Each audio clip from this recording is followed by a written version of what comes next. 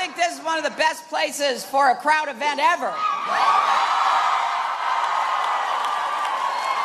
Folks here get all fired up and energized, and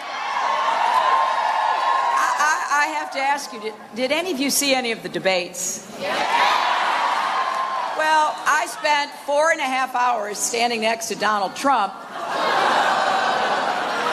proving conclusively I have the stamina to be the next president of the United States. But, you know, he said so many things in those debates. It's, you know, when you debate in front of, 60, 70, 80 million plus people, you gotta have a sense of preparation, readiness, calmness, composure. And I'll tell you, some of what I heard coming from my opponent, it was really hard not to go, "What did you say?"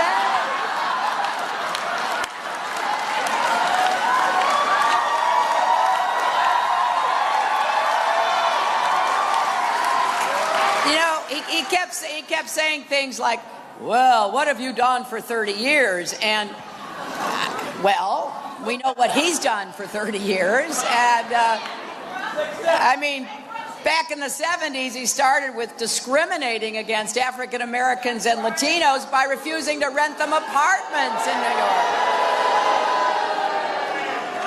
He has a long history of insulting people. It did not just start in the campaign. You can go back and find what he said about all kinds of folks. And one of the things I discovered in preparing for the debates, which I was kind of surprised by, is that he took out a full-page ad in 1987 to criticize President Reagan.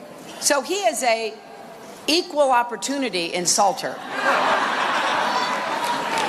But I did choose a different path from him. I have spent my career fighting for kids and families, and I'm proud that I have.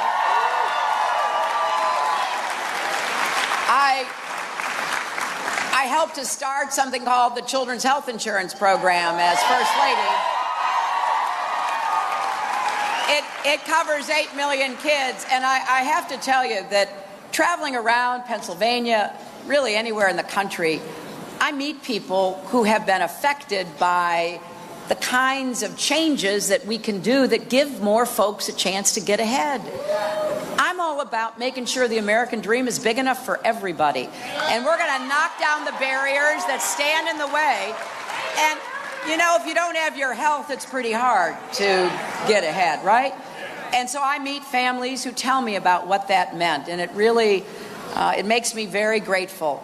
And I was a senator from New York on 9/11, and I spent my 8 years in the Senate helping to rebuild New York, keep us safer at home, and to provide health care to our brave first responders, our firefighters, our police, our EMTs who ran toward danger.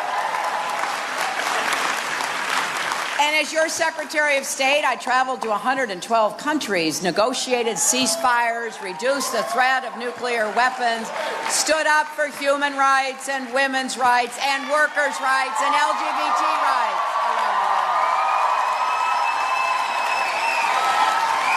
Now, I really believe that if you want to get things done that'll help people, you start by listening to people, bringing them together. Now, I know that is not very exciting, I admit. And I do feel kind of sorry for the press covering me, because what are they going to say for the 100th time? She was listening to people. I get that. But everything I've done started there. And then you bring people together and you put them around the table. They don't all agree with each other. And then you work to find common ground. That's what I did in the Senate and as Secretary of State. I could have never gotten anything done if I hadn't worked with Republicans and others who had different points of view. And I want you to know, if you elect me on Tuesday, that is the kind of president I will be. Listening, working, finding common ground. And from the very first days of this campaign, I've been putting forward my ideas about how to help you and your families get ahead. And I truly believe you deserve a candidate you can vote for, not just someone to vote against. And so you can go to my website. Tim Kaine and I wrote a book called Stronger Together, because I want you to know what the agenda is, and I want you to hold me accountable. When I come back to Pittsburgh, which I hope to do on a regular basis,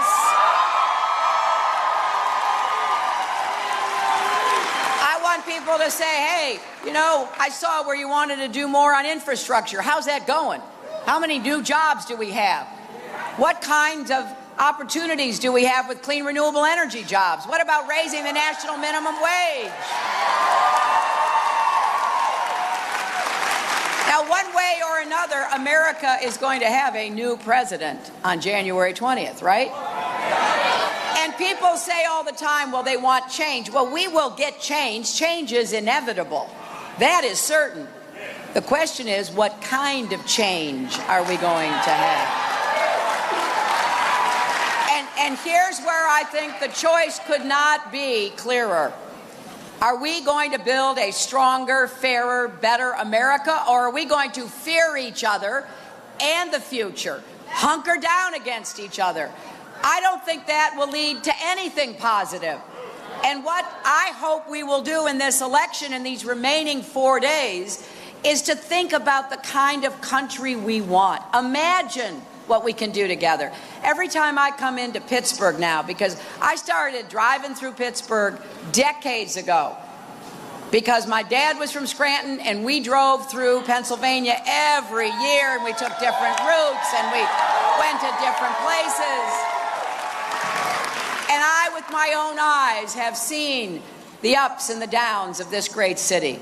And now when I drive in, what do I see? I see a positive, optimistic, confident city, making progress, moving forward.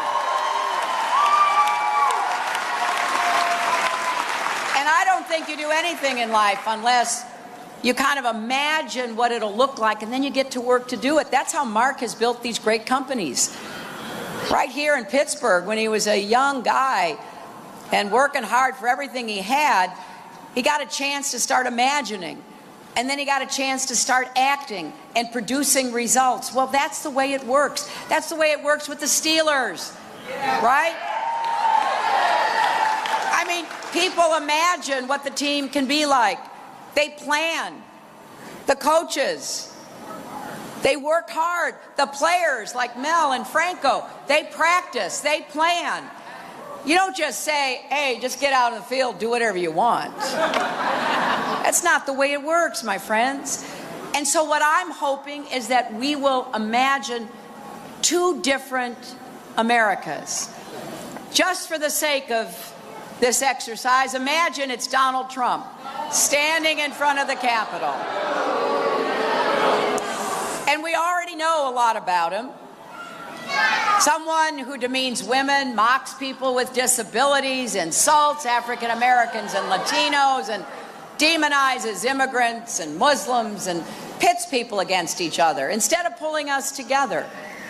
And think about what it would mean to entrust the nuclear codes to someone with a very thin skin who lashes out at anyone who challenges him. Imagine how easily it could be that Donald Trump would feel insulted and start a real war, not just a Twitter war at 3 o'clock in the morning. Imagine what it would mean for our economy to have someone who built his career exploiting workers, stiffing small businesses. Now, you heard earlier from Andrew Tesoro. He designed a building for Donald Trump. Trump told him he loved it. It was one of his golf courses. And then Trump would not pay the bill. Now, Andrew didn't have the resources to sue the Trump organization. So Trump just walked away from what was owed. This is someone who personally signed, not some executive, he personally signed a contract with a union-busting firm to keep workers at one of his hotels from being able to organize and bargain collectively. And just yesterday, Donald Trump was told he was breaking the law by not negotiating with his hotel workers in Las Vegas. And we know, and the steel workers sure know, he chose to build 2 of his buildings with Chinese steel and aluminum instead of supporting America's steel industry and American steel workers. Everywhere he goes, he leaves people behind. You know, one of my goals as president is to encourage more companies to do what Mark did with profit sharing. If any of you were with us when Mark endorsed me, Tim Kaine and I were here in Pittsburgh, and he talked about how he has shared the profits of his company, including the profits he gained when he sold his companies. I think you told me, Mark, you made 300 millionaires at your first company.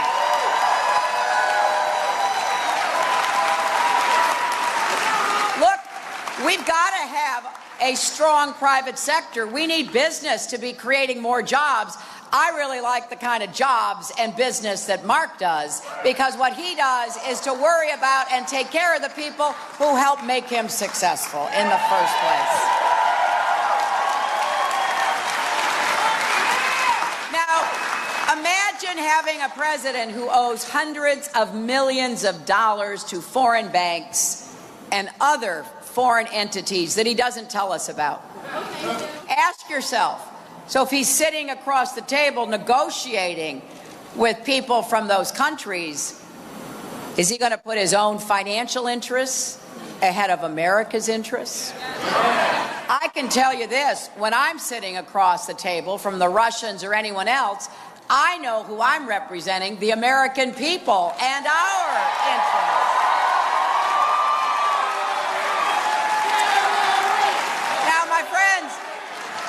We got some good news this morning. Our economy created 161,000 jobs last month. That is 73 straight months of job growth.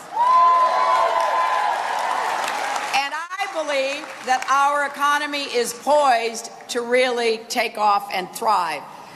But we need to make sure the economy is working for everyone, not just those at the top. And that is my pledge. I believe in growth from the middle out and the bottom up. When the middle class thrives, America thrives.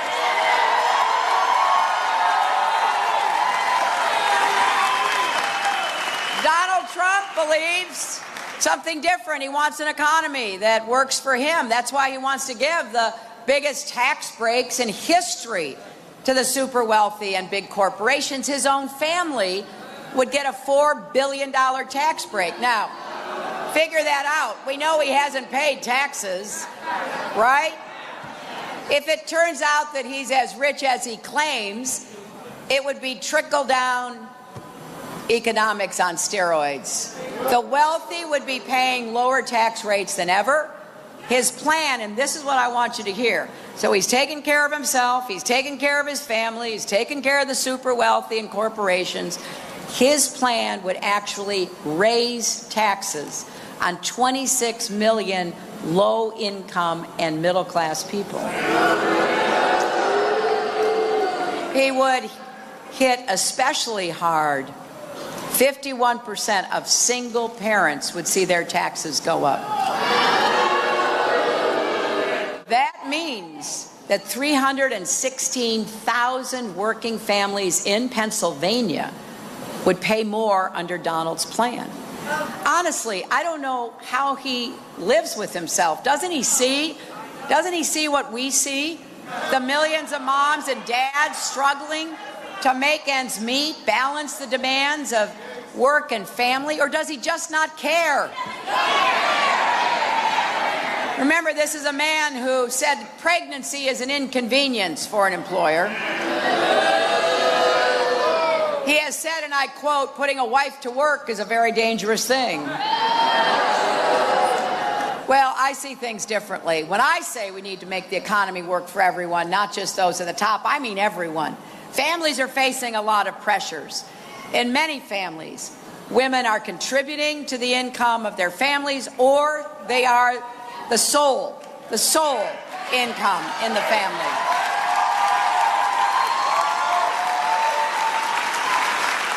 More people than ever are working gigs on the side just to make extra money or to make ends meet. And for working families, the cost of everything is going up, from childcare to prescription drugs to college education. And I think we all know somebody who's working 2 minimum wage jobs and trying to raise their families at the same time. It's hard being good workers and good parents. And we know young people who want to start a small business the way Mark did when he got going, and maybe they want to buy a first home, or they just got married and they're trying to get ahead in life, but student debt is holding them back. And I want us to know that I will do everything I can to help ease the costs of middle class and working and poor families so that more people can do better.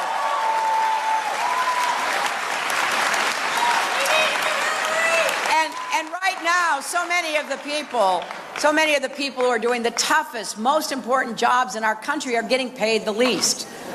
And a lot of them are women and people of color, right? Child care workers trying to take care of our kids. Nurses who work the night shift and spend more time with their patients than the doctors do. The home health aides who keep our seniors independent and healthy.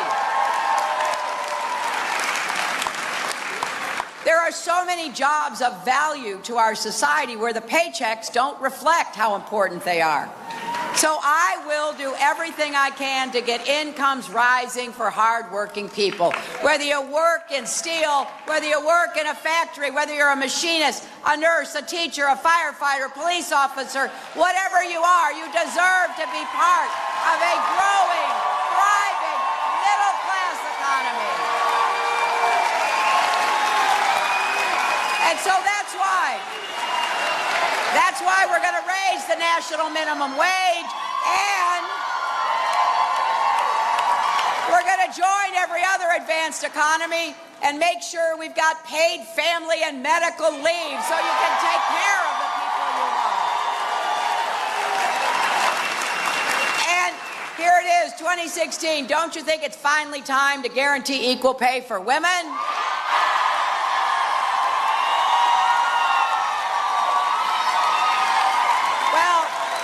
Tell you, this is not a woman's issue, it's a family issue. If you have a mother, a wife, a daughter, a sister, you want her to be paid equally because that goes to your family's bottom line. Now, I've gotten sort of used to the fact that when I talk about equal pay or paid family leave or affordable child care, Donald Trump and his supporters say I'm playing the woman card. Well, I'll tell you what. If fighting for those kids and family issues is playing the woman's card, you know what I say? Deal me in.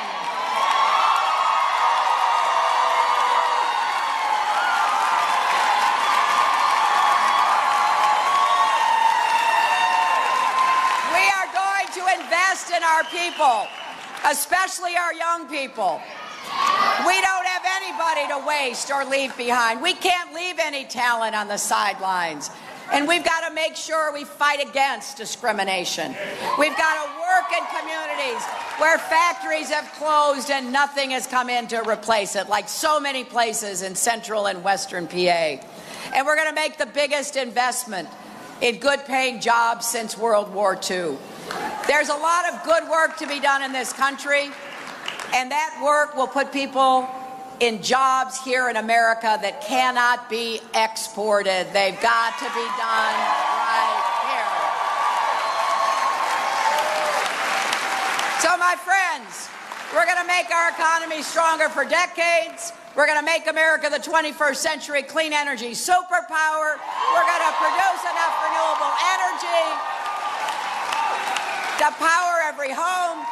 We're going to make it easier for small businesses and entrepreneurs to get the credit they need to grow. And we're going to make it possible again to say and believe it, that in America, if you can dream it, you can build it.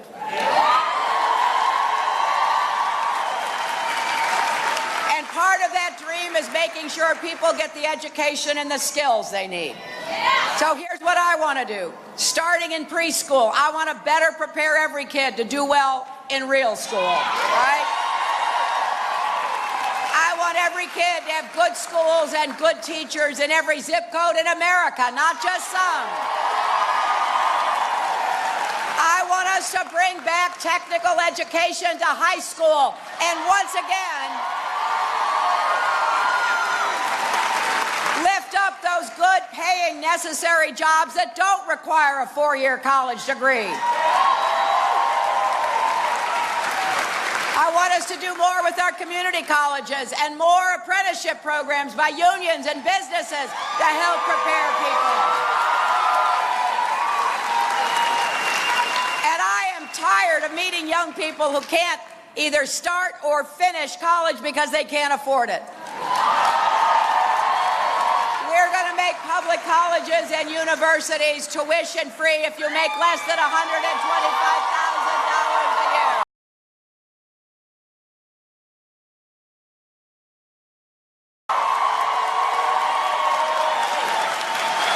And for people who are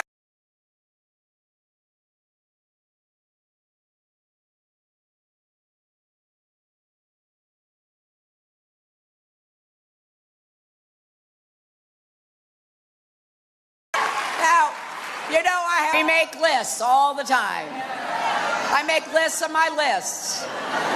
But I have a list about what we're going to do. And it's because it all comes down to this. I love our country and I believe in the American people. And I know there's nothing we can't achieve if we work together. So as you head to the polls, as you talk to your friends and neighbors who might still be deciding who to vote for, please ask them to search their heart about what kind of country we want for our kids and our grandkids. It is not as important that they think about voting for me as it is that they think about voting for themselves. Every issue we care about is on the ballot on Tuesday. And I know that if we have a big win on Tuesday, we will have a big wind behind our backs going in to government in January. So tell everybody, please, to vote, and you can make the difference going to the polls on Tuesday, November 8th. If you don't know where to vote, go to iwillvote.com to confirm your voting location or to find out how to send in an absentee ballot. We are on track right now to having the biggest turnout in American history.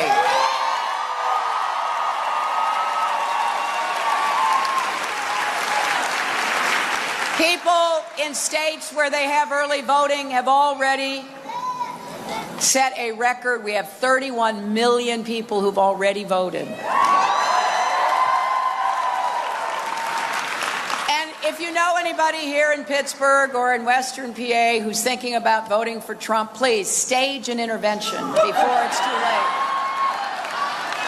I mean, really, just sit down with them and ask them what they care about. And if they say they're just frustrated or angry, say you understand, but anger is not a plan. We've got work to do. We're going to roll up our sleeves and we're going to do it together.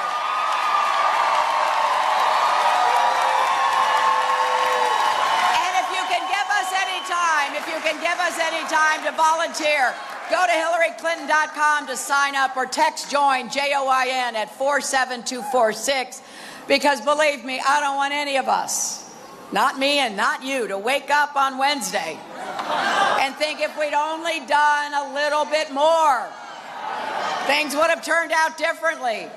Sometimes the fate of the greatest nations comes down to single moments in time.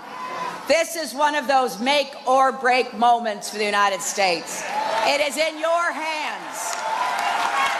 And when your kids and your grandkids ask what you did in 2016, when everything was on the line, I hope you'll be able to say, I voted for a better, stronger, fairer America where we build walls. We don't build walls, we build bridges. want, and where we prove once and for all that love trumps hate. Thank you all. God bless.